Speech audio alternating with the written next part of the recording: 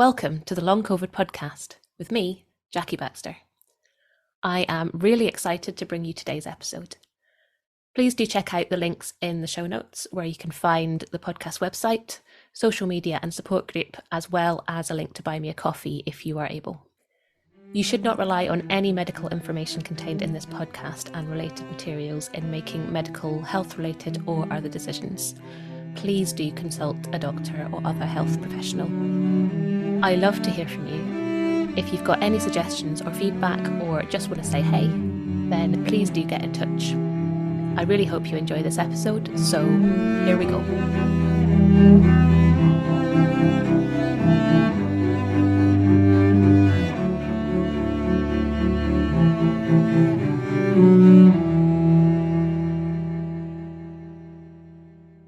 Hello and welcome to this episode of the Long COVID podcast.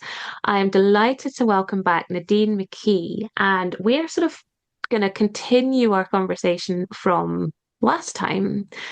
And we're going to be talking a little bit more about kids with long COVID and what it means to be someone who cares for a child with long COVID, and a bit more about the book that has just been released.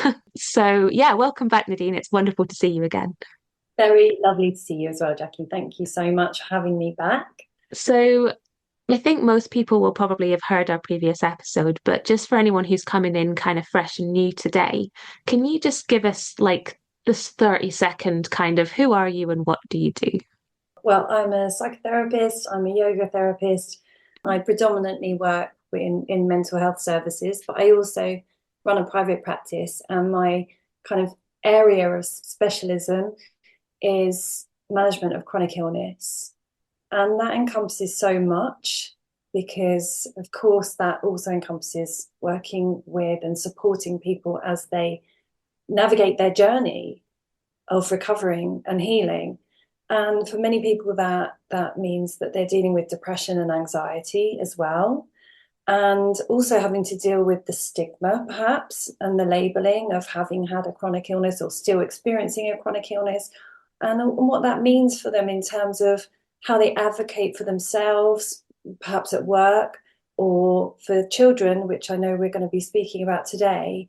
It's about looking at what that means for a child, how is that impacting their lives? And I think more importantly, in some ways, that involves looking at how the carers of that child or children are also being impacted and how they can better support themselves. And that was something that for me is not only something that I'm very, very interested in anyway, because of my work and my research, but also because it's affected me personally.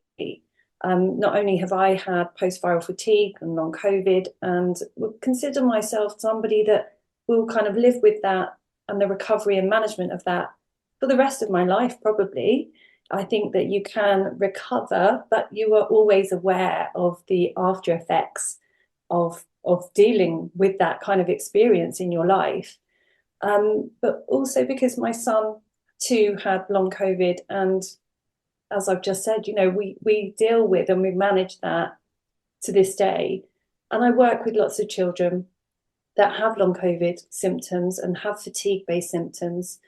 And I also work with their parents to support them, because that's such an essential, in fact, I'll say that's the vital element of recovery, is how we support the carers of children with long COVID.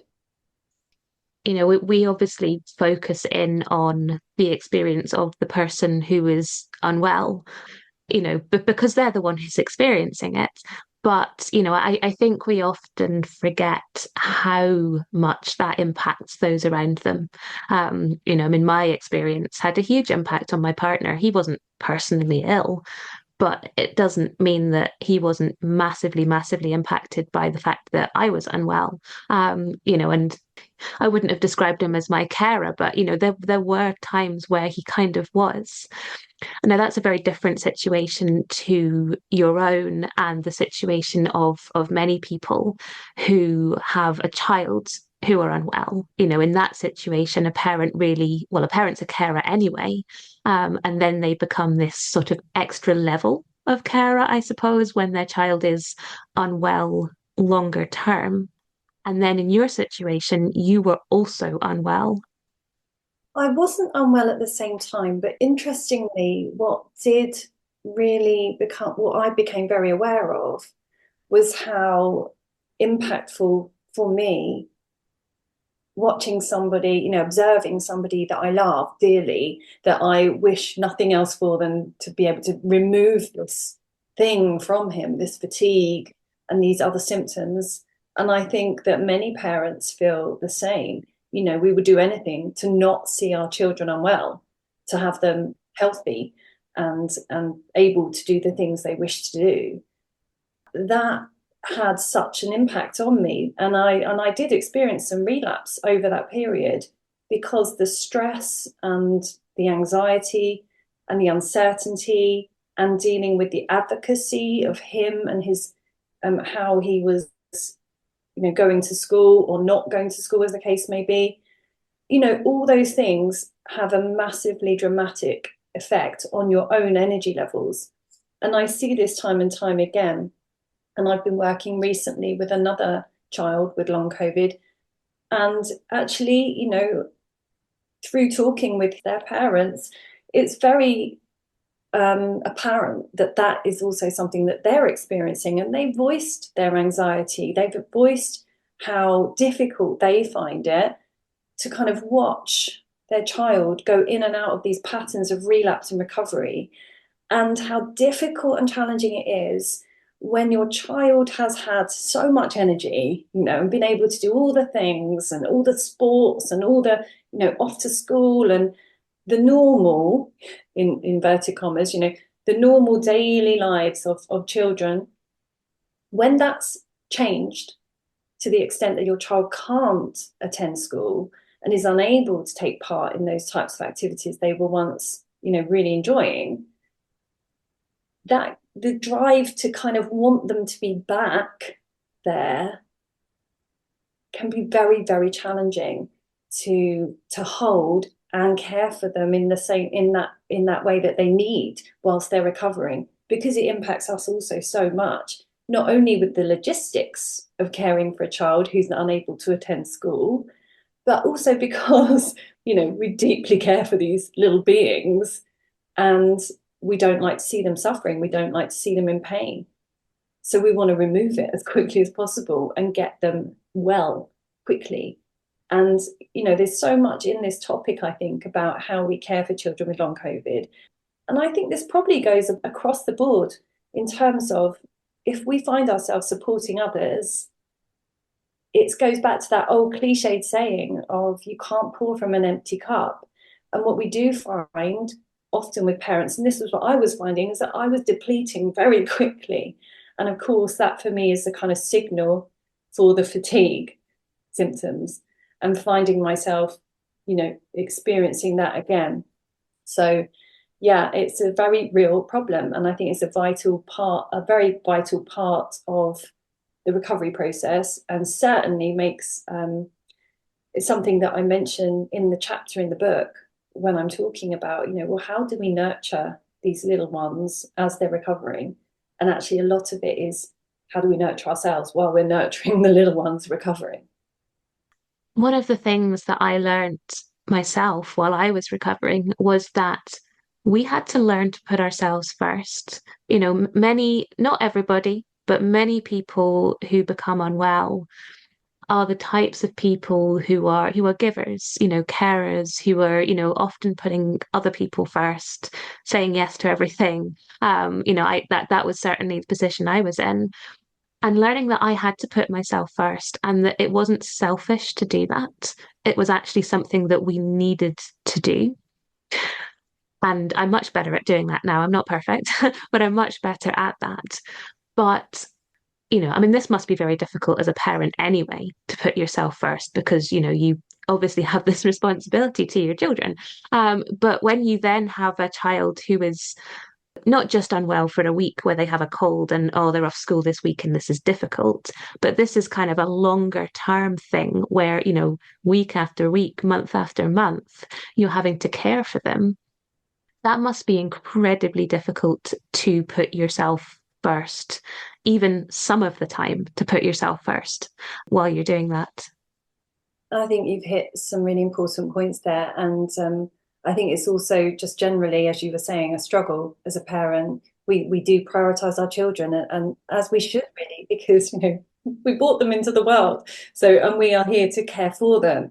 And you mentioned children, children being off school, maybe with a cold or something. And actually, there's so much to this topic. And one of the things that I think you and I have spoken about before is being believed as well with what we're experiencing.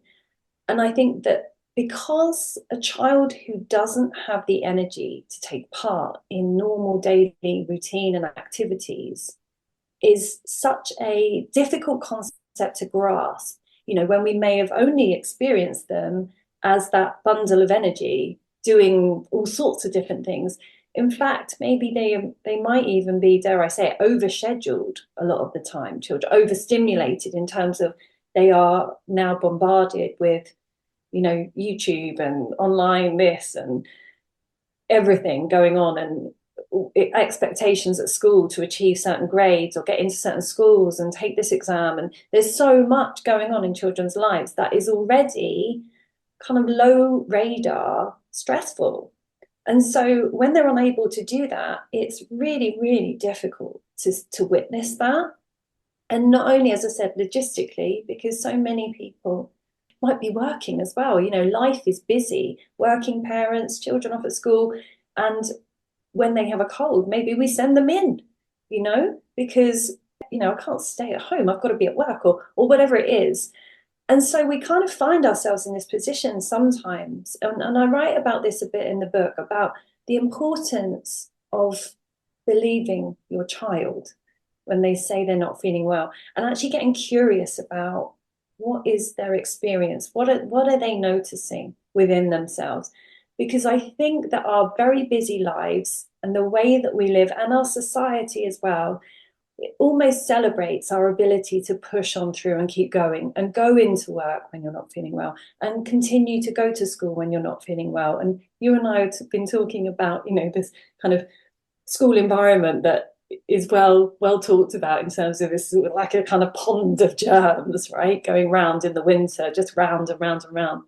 And the difficulty of keeping your child home to rest and convalesce is a huge societal problem, I think, just in general, when it comes to illness and how we need to recover, how our bodies need to really recover.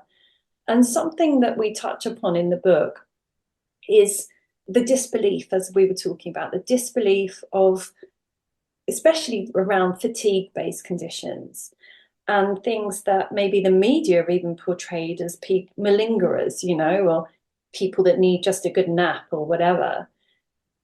And that goes within the medical community too, and the gaslighting that some people have experienced. Now, I don't want to tar the entire medical profession with that brush, because I personally know many, many healthcare professionals and doctors, consultants. My own pediatric consultant is amazing and was the best person that we could have had advocating for my son during this period of time. I'm so immensely grateful to him and appreciative of his wisdom, guidance, and professional opinion about fatigue, his knowledge, and the fact that he truly believed and saw for himself and advised us accordingly and gave us some great advice. And, this advice that he gave me is in the book. And I think it's super important that we also acknowledge that for some people that advice may not be forthcoming, and they might be meeting an almost, a battle to explain what their child is experiencing, because just that experience of fatigue is very hard to describe to somebody who hasn't experienced it. And not being believed has its own impact on us, on our nervous system, on our stress levels. And when we don't believe our children, especially, that has a long-term effect. I wrote about this in the children's chapter, that there is a consequence, sadly, to this. And we might, in effect, be almost encouraging that ignoring of our own body signals if we don't listen and get curious when our children tell us things that they're feeling and they're experiencing.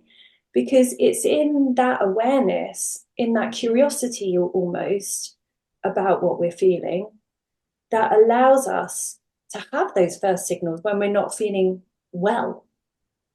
And if we ignore them, we know the consequences, as you were saying, that those types of people that can and do and will push on through and spin all the plates and take on too much and just keep going and keep going, quite often they get to a stage where they cannot keep going anymore. And we might need to allow ourselves and our children to listen to the whispers and have those whispers believed. I know that's not easy for many reasons. I think we often don't give children enough credit. I think children are very intuitive and they learn by what they see as well. So if, kids see the people that they look up to, their parents, obviously, but maybe their teachers at school or, whoever it is that they are, seeing, regularly, if they are seeing these people kind of push through, oh, mum's gone to work, but she's not well. Oh, my teacher's had a cold all week, but she's been there, kind of thing. If they're seeing this all the time, then they see that that's what people do, and then that's what they learn. I suppose it's about our actions and our words kind of matching up, isn't it, a lot of the time? Kind of practicing what we preach. Yeah. And whilst I really advocate for that and encourage that in people, I'm also very aware that, people have very busy lives and some people work and will only get paid if they're in work. And so that is another added challenge to this. And let's look back at, we're talking about children today, children missing school. I mean, this was a huge element of challenge for me when my son was unwell. And I know that lots of other parents are going through the same thing. The school and the pressure to be in school is really, really difficult to counteract, as it were, to kind of advocate for your child's need to rest. And in the book, I talk about, how phased returns to school and almost needing as a parent, sometimes, hopefully there are now, more people aware and engaged on this topic and understanding of this condition. But if they're not, there needs to be almost like psychoeducation given by the parent about how their child needs to respond or be responded to, should I say, if they say they're feeling fatigued. I've often had this conversation, especially around things like PE, with people where a lot of children love PE and sports has, is very much a big part of school life. But what if the child can't take part in that? And often there is kind of I don't know, it's the old chestnut, isn't it? Of your mum writing you a letter or your dad writing you a letter to get you out of PE. Or back in my day, I used to write my own letters, cheeky. But it's difficult when there is pressure to attend school for learning, to be in the team that you might have been in, winning goals, winning matches, part of the school sports team. And not be able to do that, not be able to participate during that healing and recovery phase. And how a parent has to almost perhaps sometimes even put aside their own wishes and desires for their child to, I really want them back in there because they love it and they enjoy it and it's part of their daily school life. And actually to say, I think I know what's best for my child at this time is that there needs to be a real management of the energy that they do have and a prioritization of how that energy can be spent. Because when we're in that recovery period, and for children especially, managing the energy they have can be so, so difficult. And it can be so amazing to see a day when they've got loads of energy. This is great. We'll go here or we'll do this, or they can go back to school today. And I'm not going to say always, but sometimes the inevitable kind of relapse and that relapse and recovery cycle can in itself be very stressful to the child, to the school who are expecting attendance, to the parents who are trying to get their child well. and want nothing more. And they want life to be able to function as it did, and it might not be. It's a really difficult time. And I speak from personal experience and the experience of working with so many parents and children that are going through this and trying to manage their own recovery and the recovery of their own child as well.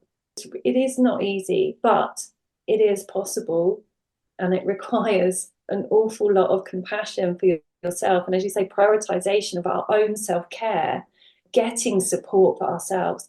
I would say that is a time especially to seek additional support in your life if you can, whether that's through therapy or whatever works for you, whatever speaks to you and your need for support, whether it's from other family members. But trying to do this alone without support is incredibly depleting and will have an impact on your child. But just to say, that is something that I wonder if we acknowledge, that how we are affects our child. And you and I have spoken about this before, that kind of nervous system to nervous system response, and how if we are calm and grounded and in a space where we're able to be very present with our child, and we're not perhaps overworked, overwhelmed, stressed, those types of things have a significant impact on how the child can then approach their experience. And our nervous systems, they speak to each other in that energetic way, which might sound very woo-woo, but we kind of know this on some level because we've all had that experience of going into a room with a crowd of people and chatting to people and just kind of feeling like, oh, I'm getting a kind of off feeling about, a certain person, maybe what they're saying or how they are with us. These types of things we have experience of in our lives. This is why we kind of naturally gravitate towards people that we connect with. We even use that word, connection. And that's what it's about, is connecting with our child in a way that allows and supports their experience and their experience of recovery. And we need to do that ideally, and I'm not saying it's easy, but ideally from a place where we ourselves are supporting ourselves to feel calm and grounded. Yeah, we said earlier about how long COVID is seen as this kind of invisible illness because, it is a lot of the time. And, I think you and I have found it difficult enough to articulate how we're feeling, our own symptoms as we go through this. And we are adults, who have had experiences and are able to articulate things in a way that a child isn't. They're very intuitive, but, in terms of articulating how do you feel, what are you, this sort of thing, that they're going to find it very difficult, I think, often to articulate that sort of thing and to communicate that, to someone that they love and are close to, let alone somebody, say, at school, who often they might feel like they're being judged by, maybe they're trying to explain to their teacher why they really need to go and just lie down for 10 minutes, or they can't do their sport, or why they haven't done their homework because they spent all night crashed out on the sofa having been at school all day or something like that. And being able to communicate that using language that an adult will understand. I think that would be very difficult for any child to do, but particularly when they are unwell. So again, it's coming back to that kind of communication, I suppose, isn't it? And I suppose that then puts a lot of pressure on the parent to do it when they don't necessarily really understand exactly what the child is feeling, because maybe the child can't communicate it to the parent that easily. So it's very, very difficult, I guess, for everybody, isn't it? And you say, believe your child. And maybe sometimes that is quite difficult to do because you're not them. Absolutely. I think you hit upon some really important points there. And it's not easy. And it's not easy often for the child. There might be many expectations placed on the child that they need to be able to do many, many different things. And when they can't, that can affect their ability also to communicate how they're feeling. They want to be well as well. They don't want to be, most of the time anyway, generally speaking, they do want to feel better. And the thing that comes through for me when I'm working with people is the need for advocacy for your child, um, generally speaking with schools, but also with doctors as well. We need to be able to explain what our child's been experiencing, explain how long it's been going on for, how it's affecting their life, and be able to do that with our own energy, which is in the ups and downs of dealing with recovery for our children and the actual illness itself. That can be really, really difficult. We might have tried so many different things. We might be constantly searching for that, magic kind of cure, the thing that's going to make them feel better, the thousands of supplements, the change in diets, the trying this, that, and the other.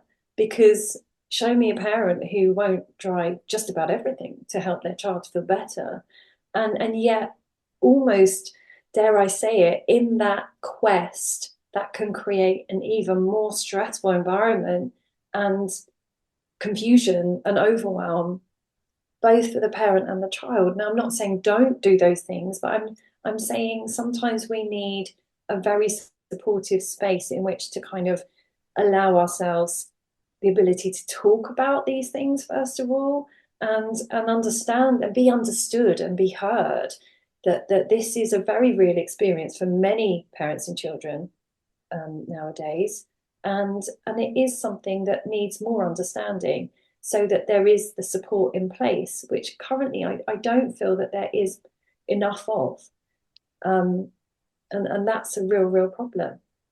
And I loved what you said earlier about not necessarily feeling like an adult, because I think that part of the beauty, I guess, for want of a better word, part of the lovely thing about writing this chapter in the book was that it allowed me to embrace that idea, which for me has always been there, about yoga and practicing yoga and movement in general, is that it allows us to tap into that place, that part of us that is quite playful, and how embracing that element of play and creativity and kind of allowing ourselves to be in that space with our child as they recover can be really, really helpful as well. Not only for the child, but for us. It can be a very connecting time. So whilst, of course, nobody wants their child to be unwell ever, there can be some lovely moments within healing. There can be some things that we can look back on and think, actually, that's something I've gained for my life, that is going on to help me. It's been a period of transformation, in fact.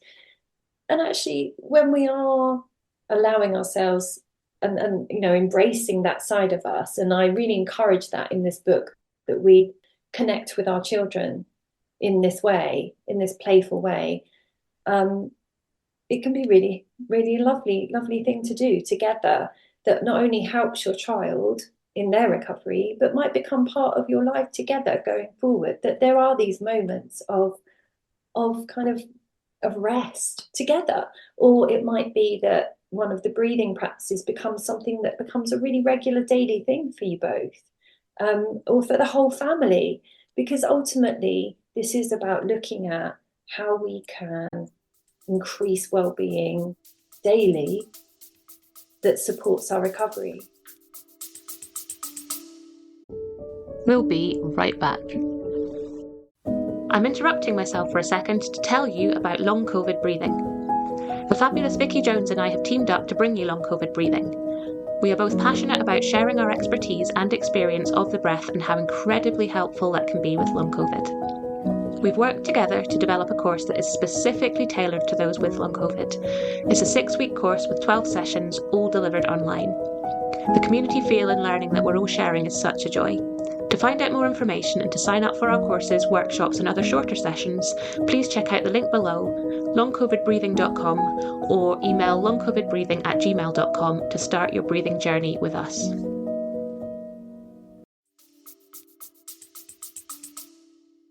I mean, I love this idea of play because, I guess it kind of like you said, I don't feel like an adult. I'm so silly, and I like that bit of myself. And I sort of do see myself as a big child in some ways. A big child who's also able to act like an adult. at appropriate times. But I kind of like that.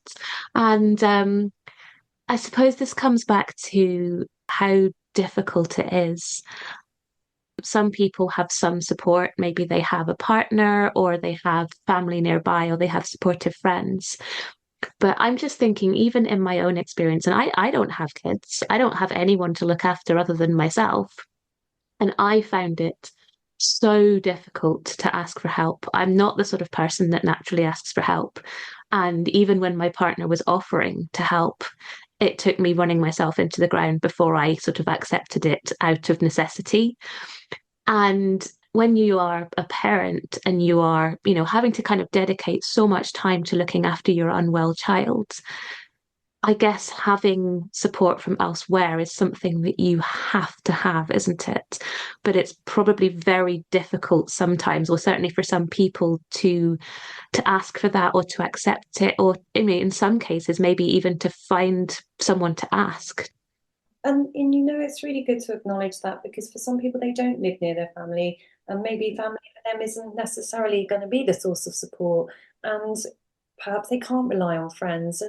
And often support comes at a price, right? If we need to gain support outside of family and friends, it can be expensive. And so again, what I think I try to hopefully get across, Fiona and I in the book, is how we can empower ourselves to find that support for ourselves. And I'm very aware that life is busy and it's never busier than when you're looking after somebody else as well. And that ability to even take, and I'm very encouraging of this, it doesn't need to be that we have hours spent doing these practices, because in fact, our bodies and brains don't really recognize the to-do list of well-being activities as anything different than, a huge long list of life admin. It's going to take time, energy, and resources from us. And we need it to feel restorative. And actually, what can be very helpful for people caring for others is to carve tiny, like even a minute, like a micro break, just to give themselves a moment to pause.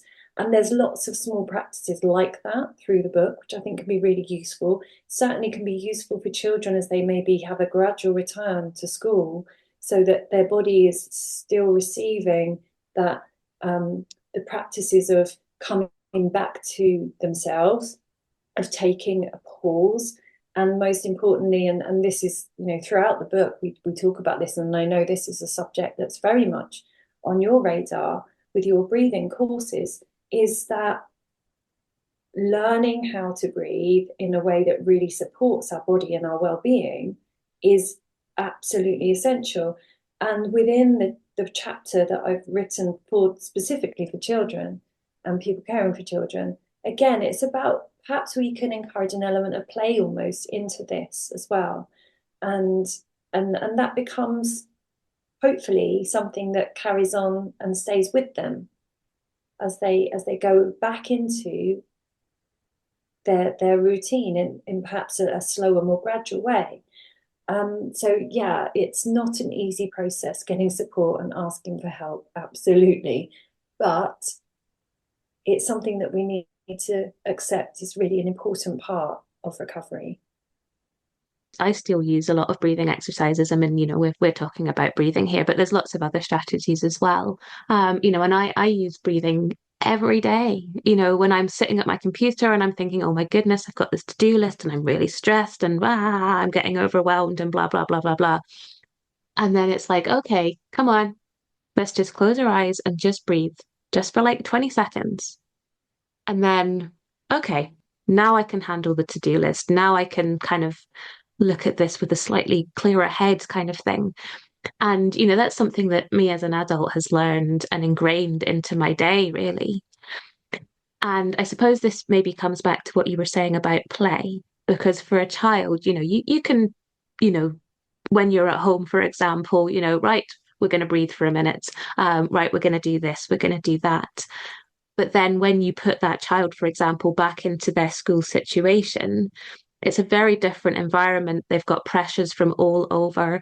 And, when you're a kid, it matters what people think about you as well. So if you're like playing football in the playground, or, reading you're reading books with your friends or whatever, and you sort of go, I gotta go breathe for a minute. Like, people are gonna look at you, aren't they, in that situation? So it's like finding ways for kids to do this whilst feeling okay in themselves, I suppose, and putting it into their lives in a way that works for them, which is going to be very different to how it works for me in my life, I suppose, as an adult.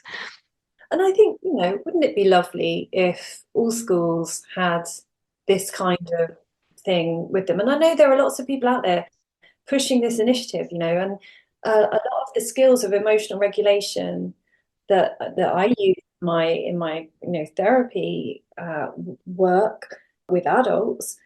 I think to myself, God, these would be brilliant in schools. This is the type of stuff I wish I'd learned. I don't know about you, Jackie, but I haven't used algebra or Pythagoras's theorem for very for a real long time. But I know that there are people out there that definitely have, and I know them. But wouldn't it be great if that was something that became socially acceptable, that was actually taught in schools? And I know there are schools out there doing this, and thank goodness, brilliant. Let's have all schools doing this, teaching children how they can empower themselves to help their bodies be calm in situations that are stressful, or if they're feeling anxious, they can take a time out to pause and do a little breathing exercise, or whatever it might be, or move their bodies. Let's allow them to move their bodies and not sit for 8 hours. And you mentioned about being on screen, and this is something that really came up for me personally, comes up with just about every child that I've worked with, is how do we really encourage our children to rest? Now, that often involves, when I'm working with children, a little bit of education about what's our body doing when we're on screen. Like, do we even notice what our body's doing if we're online? Do we notice what happens to our breathing when we're reeling through like social media, or if we're watching shorts on YouTube? What are we noticing? Are we noticing? And having this kind of conversation with kids is super interesting, because when they do start to notice, it's really transformational, because it's at that time that they're like, oh, I don't think I'm breathing. And it's like, oh my goodness, wow.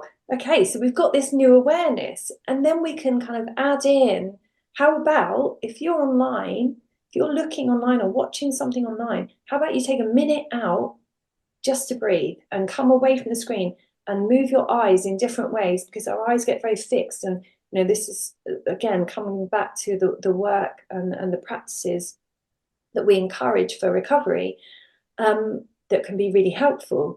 But it's just in kind of making that accessible to children, this information, this knowledge that's within them, but they may not be aware of it.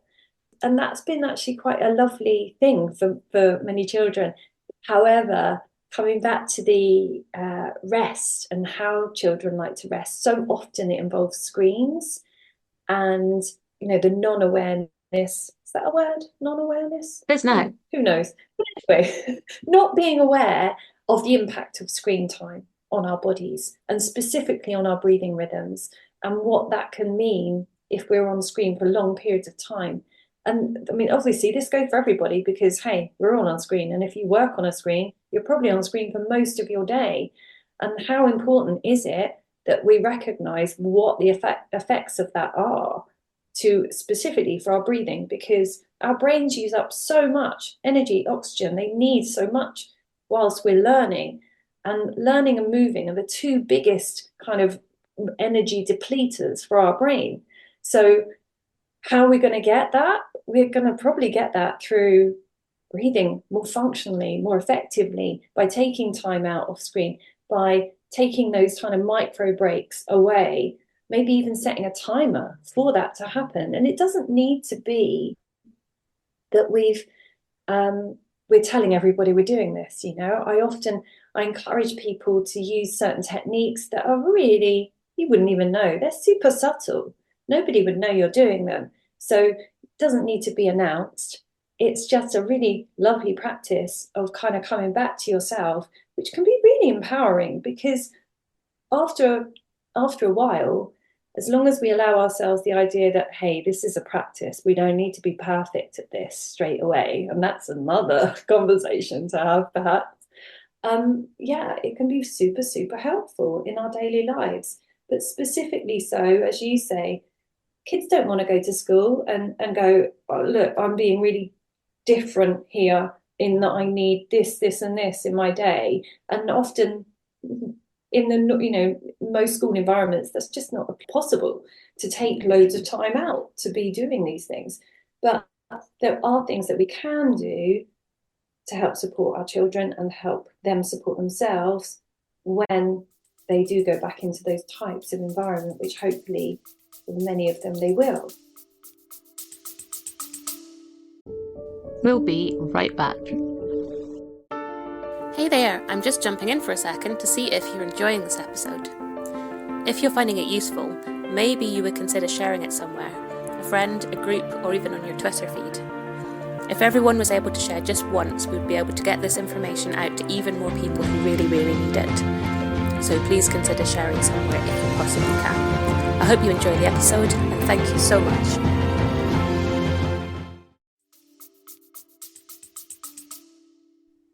Now, you said that your son is doing much, much better now. Yeah. And I think we should definitely highlight this as some hope, because there are so many kids that are really, really struggling, which is obviously then adding more and more pressure onto the people who are caring for them. Are you able to talk just maybe very briefly about a few of the things that have helped your son? Yeah, of course. And lots of these things are in the book. As I said, we were very lucky. We had an amazing consultant pediatrician who advised us. And my son did have to take time off school. This is a few years ago now, so this is not current. But he did have to have a long period of time off school. And I'm well aware that for many, many children, this becomes their life, that maybe homeschooling starts, or maybe they find alternative methods of education. And that in itself brings with it its own challenges. And one of the things that I think was really important was acknowledging how we perhaps are not aware of where our energy goes. And there's different types of energy. People tend to think that energy is about what we do with our bodies, the movement of our bodies, and often that certain activities will wear us out more than others. But actually, even what we might consider to be restful might actually be expending an awful lot of energy. And I know that you and I have spoken about this, but when, as an adult in recovery, just reading a book was super tiring, exhausting. Watching something, trying to concentrate on something and follow a storyline of something was not possible for me at certain periods when I was unwell. And those types of cognitive energy depletion, we don't necessarily think about that for children. Learning is a huge energy expense for a child. And what are they doing all the time? They're learning, socializing. We don't want our children to be isolated, of course not. But we also have to acknowledge that having a social experience with somebody, going out, meeting a mate, or having friends over or family over, can be exhausting for a child recovering from fatigue. So it's really important that we acknowledge that it's not just the activities the child is doing, but it's actually those activities and those experiences that we might not be acknowledging that could be impacting their recovery. And we need to really be aware of that, and to have management techniques and coping in place for how we manage that part of their lives. And of course, this is not something that our society particularly embraces and encourages. And so that, again, I come back to the need for advocacy, the need for understanding and support while we go through what can be a very isolating experience in not only having the fatigue, the long COVID, but also caring for somebody with it, doing things a little bit differently, not forcing their child back to school. I mean, yeah, I've definitely had some, don't want to say arguments, but some heated discussions about why I was allowing my child time off, why I was saying, no, I don't think sports day is right for him. At this point in time, his body cannot cope with that amount of energy that's needed. And, it does sometimes make me laugh, the misunderstanding. And yeah, I think there was an experience a while ago where he was put into the long distance, like running race. And I was just like, why would you put a child who's had chronic fatigue in for a long distance run? Like, even when he's well, and he is well now, but the awareness of management of his energy, because, we're a couple of years down the line.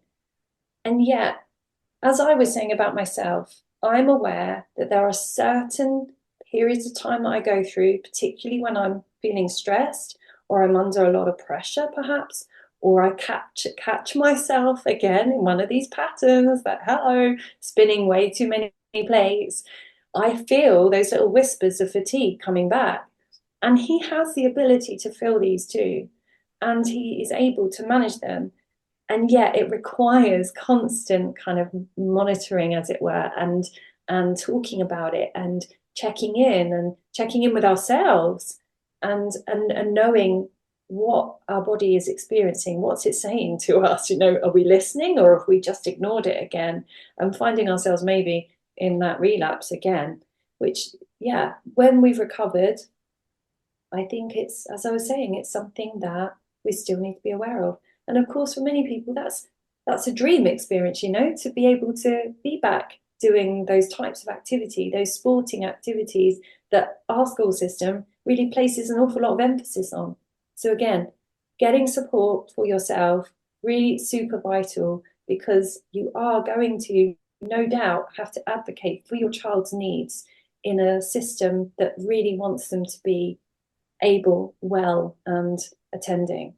So yeah, these are the things that I encourage and have become a part of my life due to personal experience, but also because I work with so many people going through this experience. There was something you just said about for now. At this moment in time, this is not something that my son can do. And that doesn't mean that next year or the year after that he won't be able to run the long distance race. But this year, for now, that is not appropriate for him. And I am putting down my foot quite strongly. That is not going to happen, because you have to, as an advocate, as a parent, I suppose.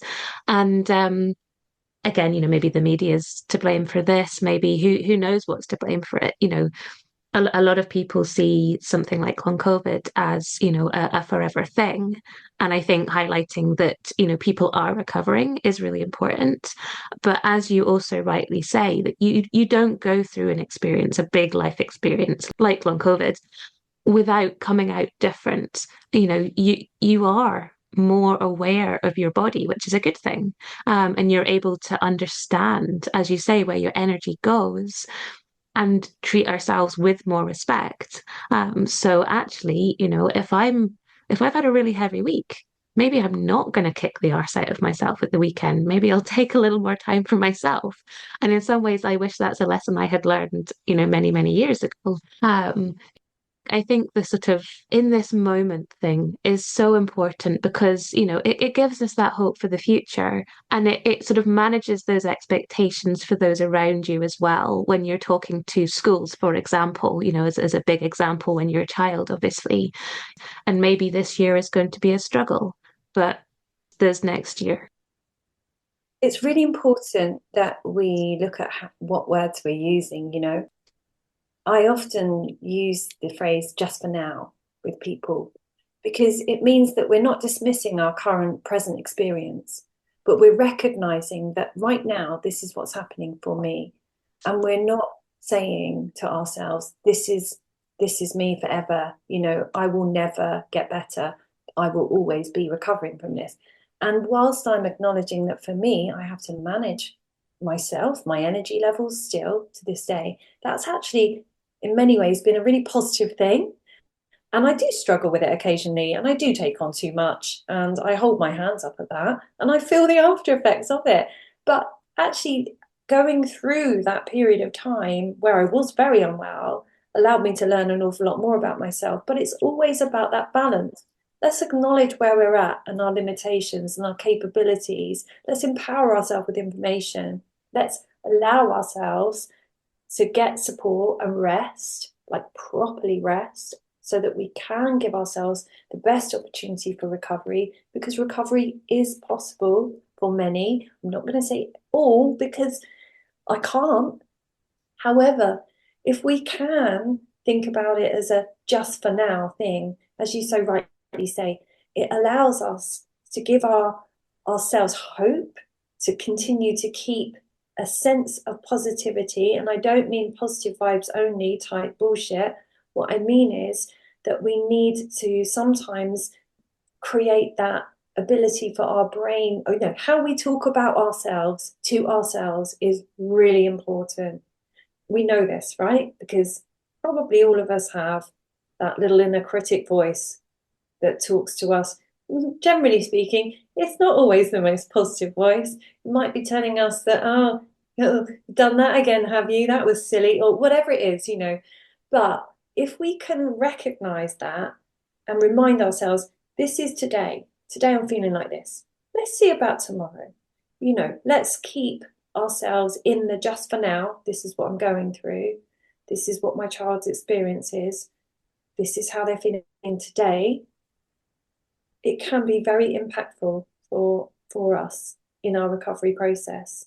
And in fact, it's a really important part of it, because it's about acceptance of what is and having compassion for that and allowing ourselves to act on that and respond to that, but without kind of holding on to this could be always, because nothing is always. Every day is different. That's true. Yeah. Nothing stays the same forever, does it? Even the things that we desperately want them to. And it's a very, I'm not saying it's an easy thing.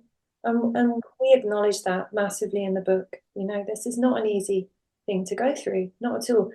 And riding the ups and downs of it, the crazy roller coaster of it, is in itself something that can be really hard, and does create a lot of anxiety and depression and feelings of, am I doing the right thing? Where is this magic pill that I need? Where, who am I going to speak to next? What am I doing? I need to do this, this, and this. It can bring up an awful lot of stuff for us. And ultimately, if we can keep coming back to ways of empowering and gaining support, and specifically if we're looking after our children or children of ours with fatigue and long COVID, that is a really essential element. Yeah, absolutely. Well, you summed that up really beautifully. Acceptance for now, hope for the future. Absolutely. Well, thank you so much for coming back and talking to me again, and sharing all of this wisdom. The book is now out. The link will be in the show notes, and it's wonderful. It's full of so much good stuff. So yeah, thank you so much, Nadyne. It's been a pleasure. Thank you so much to all of my guests, and to you for listening. I hope you've enjoyed it, or at least found it useful. The Long COVID podcast is entirely self-produced and self-funded. I'm doing all of this myself. If you're able to, please go to buymeacoffee.com/longcovidpod to help me cover the costs of hosting the podcast. Please look out for the next episode of the Long COVID podcast. It's available on all the usual podcast hosting things. And do get in touch. I'd love to hear from you.